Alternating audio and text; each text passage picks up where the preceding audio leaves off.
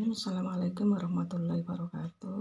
Pada kesempatan kali ini Baris akan menyampaikan terkait dengan komunikasi organisasi. Manusia adalah makhluk sosial yang membutuhkan orang lain atau sekelompok orang untuk berintegrasi dalam kehidupannya. Manusia juga membutuhkan suatu komunikasi. Dalam berintegrasi, manusia itu membentuk kelompok-kelompok tertentu yang mempunyai pembagian pekerjaan yang jelas atau organisasi. Penting bagi kita untuk mengerti bagaimana berkomunikasi dalam sebuah organisasi agar tujuan organisasi tersebut dapat tercapai dengan baik. Di sini bahwa yang namanya manusia itu adalah membutuhkan orang lain pada prinsipnya. Karena dengan kita berkomunikasi dengan orang lain berarti kita mempunyai sebuah kelompok yang nantinya akan menjadikan sebuah komunikasi dalam organisasi.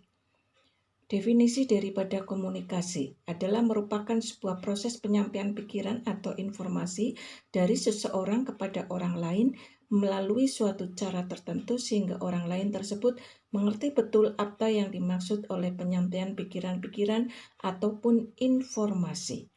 Ini adalah merupakan pengertian dari Komarudin tahun 1994 dan juga dari Smerhon, Han, dan juga Osborne tahun 1994 dan Koch. Kita lanjutkan ke proses komunikasi. Proses komunikasi seperti kita ketahui itu meliputi beberapa hal. Di antaranya adalah komunikator, pesan, kemudian saluran, dan juga komunikan. Dalam hal ini, proses komunikasi itu akan berjalan dengan lancar apabila 4 komponen ini nantinya akan bisa berjalan semuanya. Tetapi kalau 4 komponen ini tidak berjalan dengan baik, maka komunikasi itu prosesnya akan terhalang ataupun akan menjadikan sebuah komunikasi yang tidak baik juga. Unsur komunikasi ini ada sumber atau komunikator, isi pesan, media atau saluran, kemudian penerima atau komunikan. Dalam hal ini, untuk sumber atau komunikator mestinya nantinya akan menyampaikan pesan yang akan disampaikan kepada penerima atau komunikan. Isi pesan, dalam hal ini isi pesan itu harus singkat, padat, dan jelas, supaya nantinya komunikan juga akan bisa menerima dengan baik. Untuk media atau saluran, di sini nantinya gunakanlah media yang tepat sehingga nantinya penerima atau komunikan juga akan bisa menerima dengan baik. Begitu juga penerima harus bisa menerima informasi atau pesan yang disampaikan oleh komunikator sehingga nantinya komunikasi akan bisa berjalan dengan baik.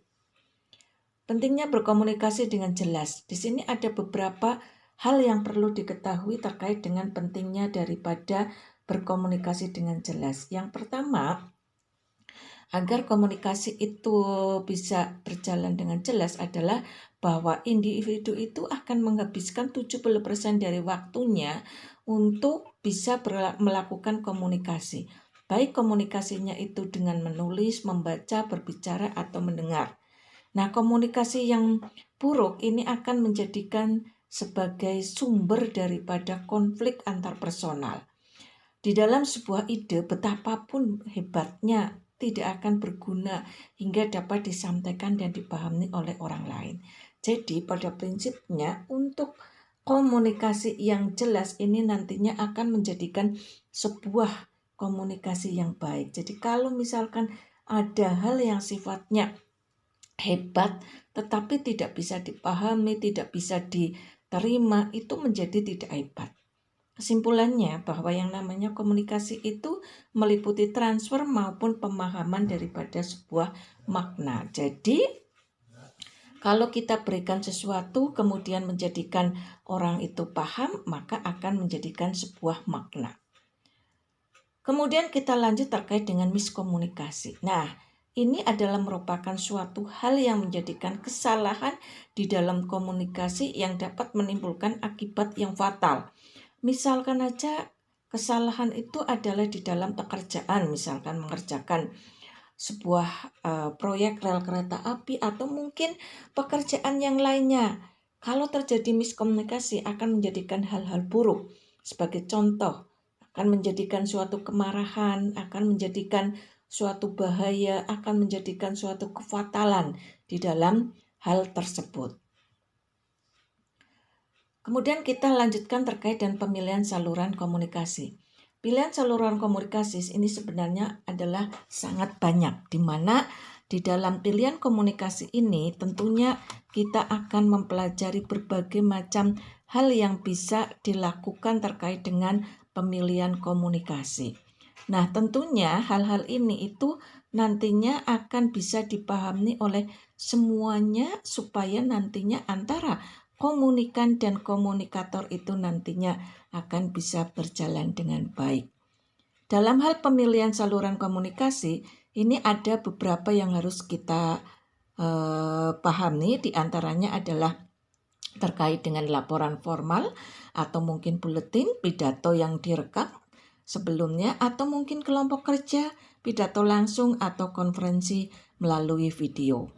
Kemudian ada juga memo atau surat, email atau voicemail atau percakapan telepon atau percakapan tatap muka. Nah, ini semuanya akan menjadikan sebuah pemilihan saluran di dalam komunikasi sehingga akan menjadikan kekayaan saluran yang baik ataupun tinggi.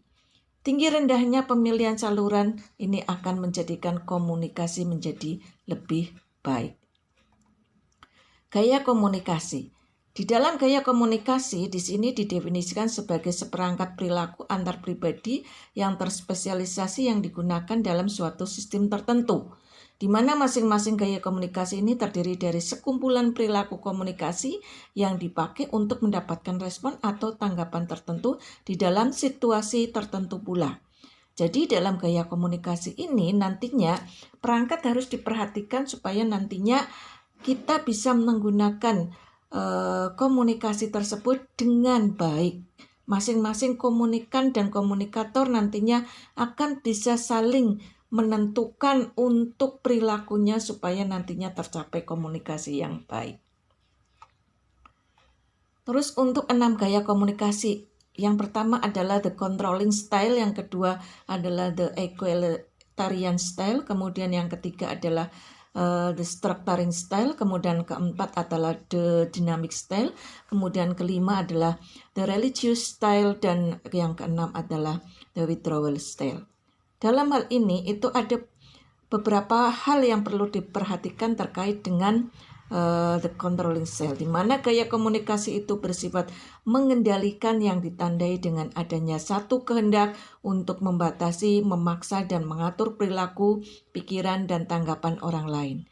Dalam hal ini akan bisa lebih memusatkan perhatian pada pengiriman pesan atau tidak ada atau tidak mengharapkan adanya suatu umpan balik. Jadi di dalam controlling style ini nanti pusatnya adalah terkait dengan perhatian terkait pengiriman pesan, kemudian adanya harapan atau umpan balik itu ada atau tidak. Ini yang menjadikan pusat perhatian di dalam controlling style. Selanjutnya adalah terkait dengan egalitarian style. Nah, ini aspek penting gaya komunikasi di mana merupakan landasan adanya kesamaan dan two-way traffic of communication, di mana komunikasi itu dilakukan secara terbuka, mengungkapkan gagasan secara rileks, santai, dan informal. Ini akan memudahkan tindak komunikasi dalam organisasi yang efektif dalam memelihara empati dan kerjasama. Untuk egalitarian style ini adalah merupakan salah satu komunikasi yang sangat baik, karena nantinya akan dibuka suatu komunikasi yang terbuka di antara komunikan dan komunikator, supaya nantinya akan bisa mudah dilakukan di dalam sebuah organisasi dan bisa berjalan dengan baik untuk menjalin sebuah kerja sama. Yang ketiga adalah the structuring style. Ini memanfaatkan pesan-pesan verbal secara tertulis maupun lisan guna memantapkan perintah yang harus dilaksanakan, terjadwalkan dengan tugas dan pekerjaan serta struktur organisasi. Di sini untuk the structuring style itu adalah sebuah komunikasi di mana nantinya dalam hal komunikasinya itu adalah terstruktur dengan baik. Di situ ada jadwalnya, kemudian ada tugas-tugasnya, terus ada pekerjaan yang harus dilakukan, di mana semuanya itu akan menjadikan sebuah struktur di dalam organisasi tersebut untuk melakukan suatu komunikasi. Jadi di sini itu tidak sembarangan untuk melakukan komunikasi. Jadi ada strukturnya mulai dari tingkat atasan ke bawahan atau tingkat bawahan ke atasan. Inilah yang dinamakan dengan the structuring style. Kita lanjut ke dynamic style. Ini merupakan gaya komunikasi dinamis yang memiliki kecenderungan agresif karena pengirim pesan memahami bahwa lingkungan pekerjaannya berorientasi pada tindakan. Nah, untuk the dynamic style ini itu adalah nantinya untuk komunikasinya itu cenderung saling hidup lah ya antara satu dengan yang lain. Punya hal yang sifatnya memotivator atau sifatnya agresif, aktif ya, di mana nantinya pengirim pesan akan memahami bahwa memang itu adalah merupakan hal yang harus dilakukan di dalam sebuah organisasi untuk menjalankan tugasnya. Jadi tidak diam-diam saja di sini. Jadi dibutuhkan suatu hal yang sifatnya aktif. Kita lanjut ke the religiousing style. Nah, religiousing style di sini adalah merupakan gaya komunikasi yang lebih mencerminkan ke dalam kesediaan untuk menerima saran, pendapat, atau gagasan orang lain daripada keinginan untuk memberi perintah. Kalau the religiousing style di sini adalah merupakan gaya komunikasi di mana seseorang itu nantinya cenderungnya adalah agak pasif karena dia itu akan bersedia untuk menerima saran, pendapat, atau gagasan orang lain daripada untuk memberikan sebuah perintah. Jadi di sini sifatnya adalah mendengarkan itu akan lebih efektif daripada aktif. Beda lagi kalau yang tadi namanya dynamic style. Kalau dynamic style di sini nantinya tadi memerlukan hal yang sifatnya agresif ataupun aktif. Untuk yang the withdrawal style di sini merupakan gaya yang tidak layak dipakai dalam sebuah organisasi. Kenapa? Karena the withdrawal style ini akan bisa mengakibatkan yang muncul bila nantinya gaya ini dikemukakan ataupun digunakan yang menjadikan komunikasi itu melemah, ya. Artinya apa? Komunikasi itu tidak bisa berjalan dengan baik ataupun dengan lancar. Sebagai contohnya adalah misalkan ada seseorang yang mengatakan, saya tidak ingin dilibatkan dalam persoalan ini. Nah, pernyataan ini akan bermakna bahwa seseorang mencoba melepas diri dari tanggung jawab, tapi juga mengindikasikan suatu keinginan untuk menghindari berkomunikasi dengan orang lain. Jadi, kalau the withdrawal style ini adalah intinya seseorang itu menarik diri untuk tidak terlibat di dalam sebuah komunikasi. Kita lanjut ke organisasi. Organisasi adalah merupakan suatu kumpulan atau sistem individu yang melalui suatu hierarki atau jenjang dan pembagian kerja berupaya mencapai tujuan yang ditetapkan.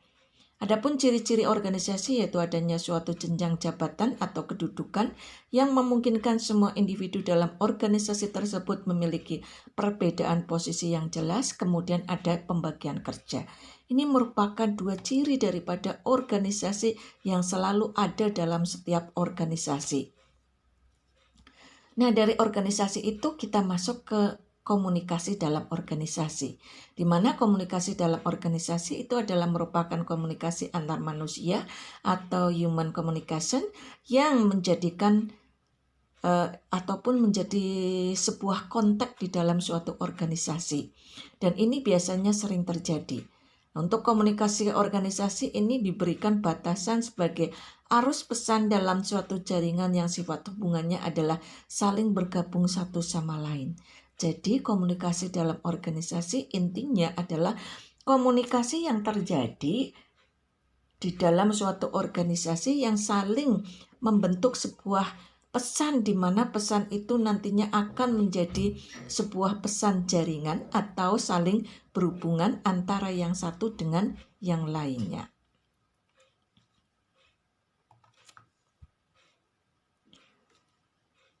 Komunikasi organisasi adalah merupakan pengiriman dan penerimaan berbagai pesan organisasi di dalam kelompok formal maupun informal dari suatu organisasi. Dalam komunikasi organisasi ini ada komunikasi formal dan komunikasi informal. Untuk komunikasi formal adalah komunikasi yang disetujui oleh organisasi itu sendiri dan sifatnya berorientasi kepentingan organisasi.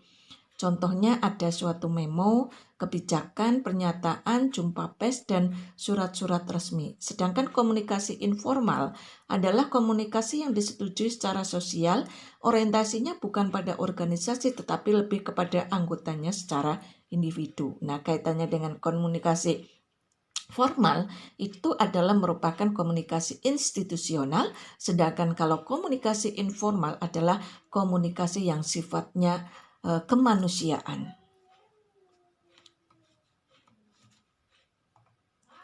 Fungsi dari komunikasi dalam sebuah organisasi. Ini ada beberapa fungsi, diantaranya fungsi informatif, fungsi regulatif, fungsi persuasif, dan fungsi integratif. Untuk fungsi informatif, di sini organisasi dapat dipandang sebagai suatu sistem pemrosesan informasi, di mana seluruh anggota dalam organisasi itu akan berharap dapat informasi yang lebih banyak dan lebih baik serta tepat waktu. Di sini informasi yang didapatkan itu memungkinkan setiap anggota organisasi itu dapat melaksanakan pekerjaannya secara lebih pasti, sehingga jaminan kepastian daripada orang yang melakukan komunikasi di dalam organisasi tersebut akan terjamin dengan baik. Nah, di sini orang-orang dalam tatanan manajemen itu akan membutuhkan informasi untuk membuat suatu kebijakan organisasi ataupun guna mengatasi konflik yang terjadi di dalam organisasi. Sedangkan karyawan atau bawahan itu membutuhkan informasi tentang jaminan keamanan, jaminan sosial, dan kesehatan ataupun izin cuti dan lain sebagainya. Jadi fungsi informatif di sini adalah untuk menjadikan suatu jaminan kepastian di antara anggota di dalam sebuah organisasi tersebut, baik dari atasan ataupun dari bawahan. Fungsi yang selanjutnya yaitu fungsi regulatif. Fungsi regulatif ini berkaitan dengan peraturan-peraturan yang berlaku dalam suatu organisasi. Pada sebuah lembaga atau organisasi ada dua hal yang berpengaruh terhadap fungsi regulatif ini, yaitu atasan atau orang-orang yang berada dalam tataran manajemen yang berkaitan dengan pesan atau message. Pesan-pesan regulatif pada dasarnya adalah berorientasi pada kerja. Artinya bahwa bawahan itu membutuhkan kepastian peraturan-peraturan tentang pekerjaan yang boleh dan tidak boleh untuk dilaksanakan.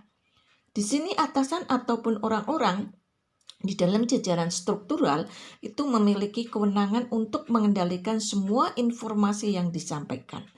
Jadi untuk fungsi regulatif di sini adalah bahwa di dalam komunikasi organisasi itu ada tata caranya, ada aturannya, ada suatu undang-undangnya, ada suatu tata tertibnya, di mana orang-orang di dalam organisasi tersebut akan memiliki suatu hak kewenangan dan hak kewajiban. Jadi di sini itu menjadikan sebuah pengendalian di dalam organisasi. Kemudian fungsi persuasif. Dalam fungsi persuasif di sini adalah mengatur suatu organisasi dengan kekuasaan dan kewenangan yang tidak akan selalu membawa hasil sesuatu dengan yang diharapkan. Banyak pimpinan itu lebih suka untuk mempersuasi bawahannya daripada memberikan sebuah perintah. Dengan pekerjaan ini akan mengakibatkan hal yang bisa dilakukan secara sukarela oleh karyawan yang akan menghasilkan suatu kepedulian yang lebih besar dibandingkan kalau pimpinan sering memperlihatkan kekuasaan dan kewenangannya. Jadi kalau komunikasi fungsi persuasif di dalam sebuah organisasi ini akan berjalan dengan baik kalau antara pimpinan dan bawahannya itu melakukan suatu hal yang akan bisa menjadikan harapan antara apa yang dilakukan, apa yang diberikan itu adalah sesuai. Jadi di sini antara kekuasaan dan kewenangannya adalah sesuai dengan harapan daripada organisasi tersebut. Dengan demikian maka akan terbentuklah sebuah komunikasi yang mengakibatkan nantinya para anggota organisasi tersebut menjadi peduli dengan organisasinya. Yang keempat adalah fungsi integratif. Dalam setiap organisasi itu berusaha menyediakan saluran yang memungkinkan bahwa karyawannya dapat melaksanakan tugas dengan pekerjaan dengan baik. Pelaksanaan komunikasi ini dapat menumbuhkan keinginan untuk berpartisipasi yang lebih besar dalam diri karyawan terhadap organisasi. Saluran komunikasi formal dan informal itu bisa menjadikan sebuah sarana untuk bisa melaksanakan komunikasi fungsi integratif di dalam organisasi ini. Di mana untuk saluran formal itu bisa dilakukan dengan newsletter atau buletin dan juga laporan kemajuan organisasi.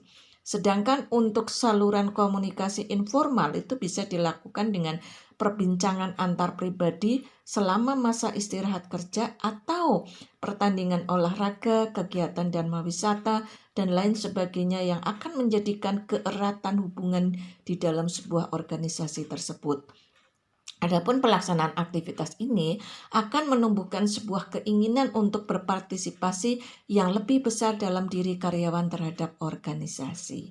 Jadi fungsi integratif ini akan menjadikan hubungan dalam organisasi tersebut antar anggota akan menjadikan lebih baik, lebih erat dan lebih menjadikan organisasi tersebut hidup dengan humanis atau dengan harmonis sehingga menjadikan organisasi tersebut berjalan dengan lancar. Ada 3 model dalam sebuah komunikasi organisasi. Yang pertama adalah model komunikasi linear, di mana komunikasi one way communication ini adalah merupakan komunikator yang memberikan suatu stimulasi dan komunikan melakukan respon tanpa pengendalian seleksi dan interpretasi. Komunikasinya ini adalah bersifat menolong. Yang kedua adalah model komunikasi interaksional, di mana sudah terjadi feedback ataupun umpan balik. Nah, komunikasi yang berlangsung ini bersifat dua arah dan ada dialog. Pada suatu saat ini akan bertindak sebagai komunikator dan pada saat yang lain juga bisa bertindak sebagai komunikan. Jadi nanti saling timbal balik, bisa jadi komunikan, bisa jadi menjadi komunikator. Terus untuk yang ketiga adalah model komunikasi transaksional, di mana pandangan ini menekankan bahwa semua perilaku adalah komunikatif. Tidak ada satupun yang tidak dapat dikomunikasikan. Jadi semuanya itu akan melakukan suatu pemberian pendapatnya, pemberian argumennya, sehingga menjadikan hal yang sifatnya aktif di dalam komunikasi tersebut. Namanya aja komunikasi transaksional, jadi harus ada transaksi antara komunikan dan komunikator atau komunikator dan komunikan.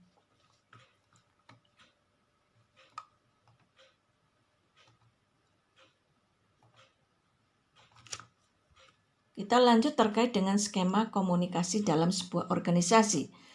Komunikasi organisasi ini dibagi menjadi 3, yaitu formal, informal, berbantuan komputer atau knowledge management.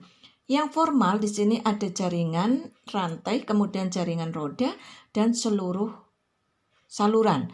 Kemudian untuk berbantuan komputer ini ada email, kemudian instant message atau mungkin internet atau mungkin extranet atau mungkin juga video connecting. Semuanya ini adalah merupakan sarana yang bisa digunakan dalam sebuah organisasi yang bisa dilakukan baik itu secara komunikasi formal ataupun komunikasi informal sebagai sarana di dalam sebuah komunikasi. Untuk arah komunikasi itu ada 3, yaitu dari atas ke bawah, kemudian dari bawah ke atas, kemudian yang selanjutnya adalah lateral atau horizontal. Kalau arah komunikasi dari atas ke bawah, ini contohnya adalah ada sebuah instruksi, arahan di dalam kerja, informasi kebijakan, dan prosedur kerja.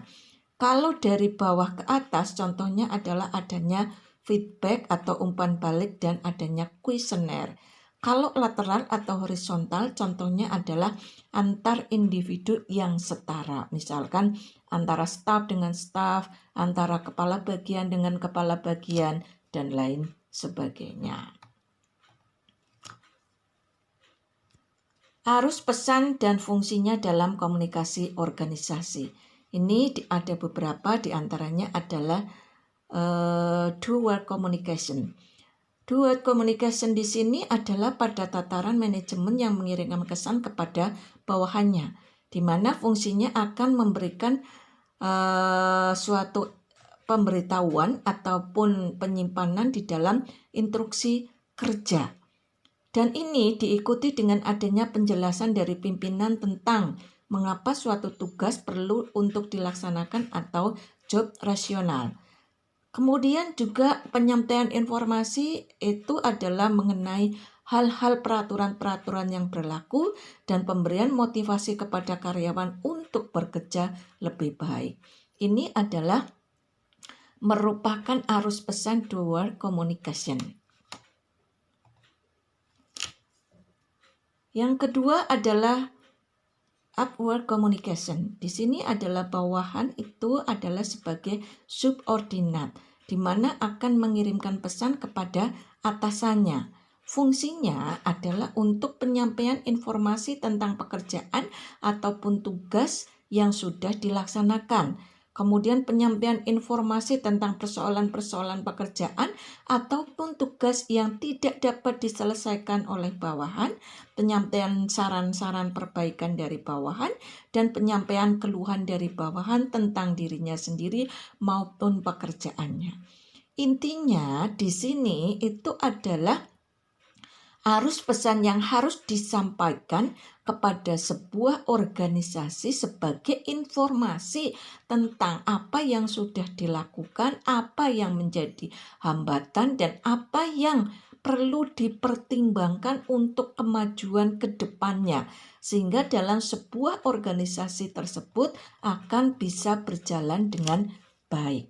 Dengan demikian, organisasinya menjadikan sebuah organisasi yang bisa maju.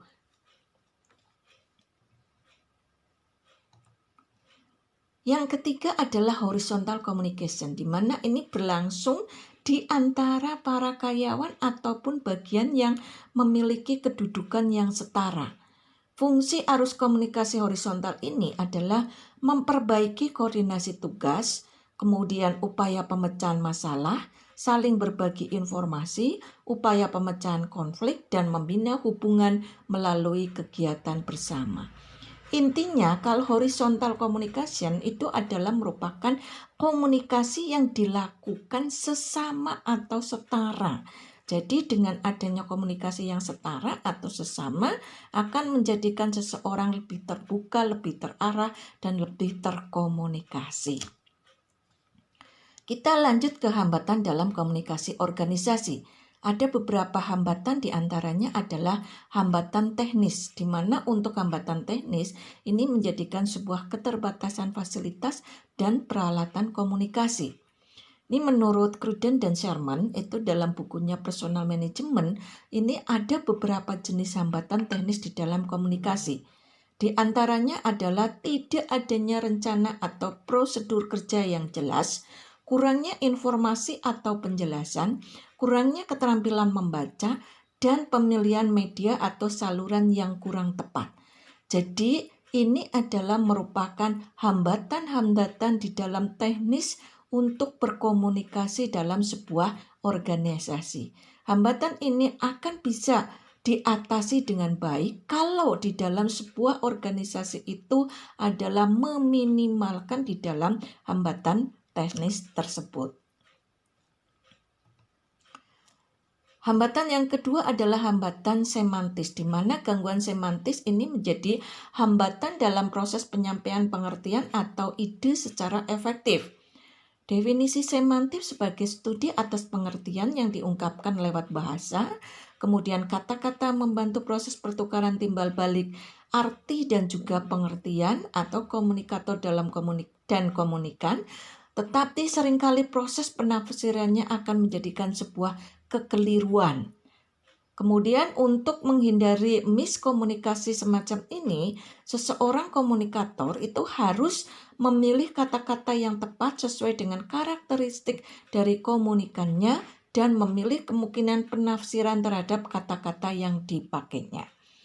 Jadi dalam hal hambatan semantik di sini adalah suatu organisasi itu akan bisa meminimalkan hambatan ini kalau dalam organisasi tersebut orang-orangnya itu bisa memilih kata-kata yang tepat atau sesuai antara komunikan dan komunikator. Jadi tidak ada hal yang sifatnya menyinggung perasaan, kemudian membuat sebuah penekanan, membuat suatu hal yang tidak baik, sehingga hambatan-hambatan semantik ini dari kata-kata yang digunakan oleh seseorang di dalam organisasi tersebut semuanya adalah bersifat positif ataupun baik. Dan bila seseorang di dalam organisasi tersebut menggunakan kata-kata yang sifatnya negatif, maka akan menjadikan sebuah hambatan semantik di dalam organisasi tersebut. Yang ketiga adalah hambatan manusiawi. Ini terjadi karena adanya faktor emosi, kemudian prasangka pribadi, persepsi, kecakapan atau ketidakcakapan, kemampuan atau ketidakmampuan, alat-alat panca indera seseorang, dan lain sebagainya. Menurut Cruden dan Jerman, di sini hambatan yang berasal dari perbedaan individual manusia dan hambatan yang ditimbulkan oleh iklim psikologis dalam organisasi. Untuk hambatan yang berasal dari perbedaan individual manusia, ini berupa perbedaan persepsi, perbedaan umur, kemudian perbedaan keadaan emosi, keterampilan mendengarkan, dan lain sebagainya. Ada perbedaan status, pencarian informasi, dan penyaringan informasi. Untuk hambatan yang ditimbulkan oleh iklim psikologis dalam organisasi adalah suatu iklim kerja yang dapat mempengaruhi sikap dan perilaku staf dan efektivitas komunikasi organisasi. Jadi kalau hambatan yang berasal dari perbedaan individual manusia ini adalah sifatnya individual dalam suatu organisasi tersebut, sedangkan hambatan yang ditimbulkan oleh iklim psikologis dalam organisasi adalah hambatan yang ditimbulkan oleh suatu pimpinan yang akan menjadikan iklim psikologis dalam organisasi itu mempengaruhi terhadap sikap dan perilaku daripada stafnya. Kalau pimpinannya mempunyai iklim yang positif, maka organisasi tersebut akan menjadikan iklim psikologis organisasinya berjalan dengan baik sehingga tidak akan mempengaruhi di dalam perilaku staf dan efektivitas komunikasi organisasi. Tetapi kalau sifat di dalam organisasi tersebut pimpinannya bersifat atau menciptakan iklim yang sifatnya negatif, maka akan menjadikan iklim psikologis dalam organisasi tersebut yang akan mempengaruhi sikap dan perilaku staf sehingga menjadikan ketidakefektifan di dalam komunikasi organisasi. Demikianlah yang Bu Aris bisa sampaikan tentang komunikasi organisasi. Semoga apa yang Bu Aris sampaikan akan menjadikan manfaat. Terima kasih. Billahi taufiq wal hidayah.